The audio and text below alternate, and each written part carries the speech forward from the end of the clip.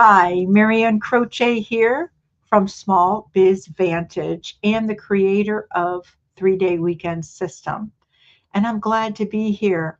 I do these lives each and every week, and I call them Auto Shop Success in 15 minutes. And I do them for a couple of reasons. First of all, I am a shop owner and I understand all the demands that it makes on you. And it's very difficult for many shop owners to look at their business from that 30,000-foot view. This is an opportunity each and every week to do just that. Invest 15 minutes for yourself, your team, your customers, your business. The second reason I do this is to leave you with an action item each and every week.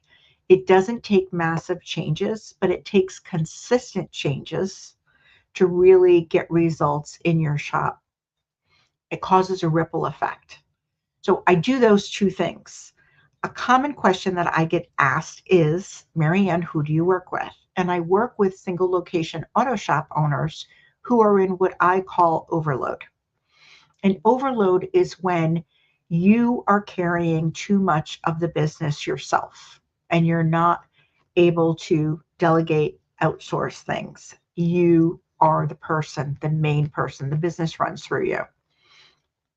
And it could be for a number of reasons.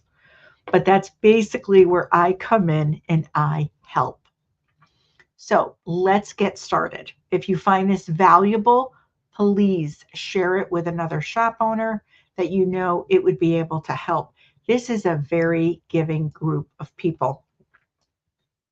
So what I want to talk about today is your time becomes the shop's overflow capacity. That's a big one, right? A big statement. But when we think of the shop in overflow, who is the person who steps in all the time? And that's what I want to talk about this month. I want to talk about owner role overload. And this is what happens when the owner becomes the person who catches everything that the shop does not handle. Ever have one of those days where you feel like the shop just isn't handling things the way that you intended to?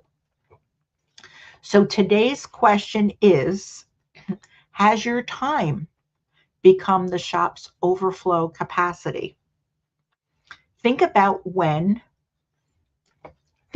a time. What happens when your shop is busy, right? We've all had those times where, okay, what happens? Your service advisor falls behind, so you step in and you answer the phones. A technician needs a decision, so you stop what you're doing. A customer has a concern. A part needs to be found, or something gets missed, and you fill in the gap. And you tell yourself, I'm just being helpful. I'm just helping out. However you word it. Think about it. Every owner helps. And I know what that's like. I'm an owner too. I understand that there will always be days when something unexpected happens and we need to step in. That part is part of ownership. The problem happens, it begins when stepping in is no longer the exception, but it becomes the way the shop operates. I've been there. I know exactly what that's like. And I know the difference between the two because I experienced it myself. So, what is overflow capacity? In a business, what it is when it gets used to when the regular system cannot handle. So, whatever it is that the shop gets used to, when the regular system can't handle the amount of work coming through, that's your overflow capacity. So in many auto repair shops, the owner has become that overflow capacity. When responsibility is unclear, it goes to the owner. When someone is unsure about a decision, they ask the owner. Can you think of something that happens in your shop When follow-up does not happen, the owner follows up. When a mistake is made, the owner steps in and corrects it. Does any of this sound familiar?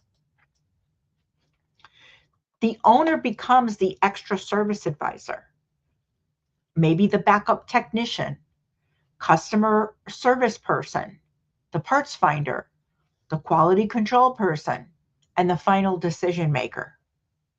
You may call it helping, but if it happens repeatedly, the business is using your time to compensate for the gaps in roles, authority, accountability, or processes.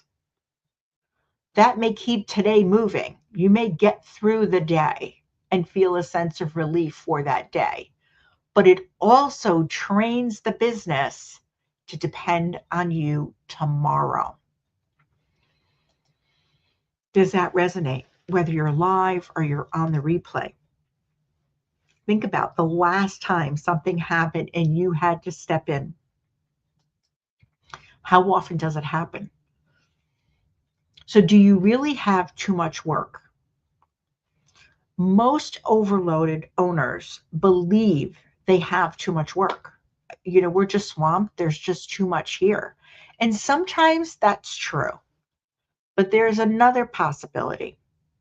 You may not have too much work as much as too much work without another clear owner. Who is the person that owns that? Who can step in? Listen to the language used in your shop. What are you saying? What are you telling yourself? We'll all help with that. Whoever has time handles it. Just ask me before you do anything. I'll take care of it this time. And the list goes on and on and on. There's so many different versions of this. Those statements can sound cooperative and harmless, but they may reveal that no one clearly owns the outcome or has the authority to carry it through. When everyone is responsible, no one may fully be truly responsible. Eventually, the work rolls uphill to the owner. Why didn't this get done? I thought so-and-so was going to do it, but that person didn't realize it was up to them. It happens. It happens to a lot of shops. So your team learns from repetition. Most owners do not intentionally train their team to depend on them. It happens through repeated interactions.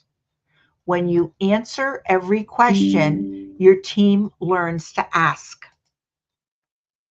When you catch every mistake, they learn that you will catch it. When you take delegated work back because doing it yourself is faster, oh, I hear that one all the time. They learn that responsibility can be turned back to you. When every decision needs your approval, they learn to wait. That does not automatically mean that you have the wrong people. Your team may be responding to the structure that has developed around you. Your behavior becomes part of the shop's operating a system. That's it. That becomes part of it, a big part of it. So what keeps coming back to you? Here's what I want you to notice this week. What responsibility repeatedly falls back on you? Don't try to improve 10 things. Pick one thing. Maybe you keep handling difficult customer calls. Maybe you have to approve routine purchases. Maybe you continually follow up on estimates. Perhaps it's parts, inspections, scheduling, or unfinished work. Once you identify it, ask why it keeps reaching you. Is it unclear who owns the responsibility? Is the expected outcome unclear? Does someone lack the authority to decide? Does the team know when they should involve you? Or have you been taking the responsibility back before someone else has the opportunity to own it? This is not about you abandoning your team or refusing to help. It's about understanding the difference between supporting someone and being responsible for their work. What we don't want to do as owners is rob our team from wins. When they accomplish something, when they do something, when they own something, there is a sense of they did a great job. They won that week. And you don't want to rob them of that. Being needed is not the same as being effective. So being needed could feel like proof that you are valuable, that you built the business by solving problems, working hard, and stepping in whenever necessary. We wear that badge of honor. But the role that helped you build the shop may not be the role needed to lead its next stage. Your value as an owner should not be measured by how many daily problems require you. It should be measured by the clarity, the leadership, the structure you provide so the shop can perform consistently. The strongest shop is not the one with the busiest owner. It's the one where responsibilities are clear, decisions happen at the appropriate level, and the owner can focus on the work only the owner can do. So this week, pay attention to what keeps falling back to you. That recurring responsibility may be showing you where the business still depends on you too heavily, on you as an owner. So if you would like any help identifying where this dependency is showing up in your shop, there's a QR code here on the screen, and you can download the free owner overload check. It really looks at financial uncertainty, owner role overload, and decision dependency so that you can see which pattern may be affecting your shop more. So that is it for this week's Auto Shop Success in 15 minutes. I'm so glad that you were here, whether you were live or on the replay. And I hope that you have an enjoyable week, and I will be back again next week.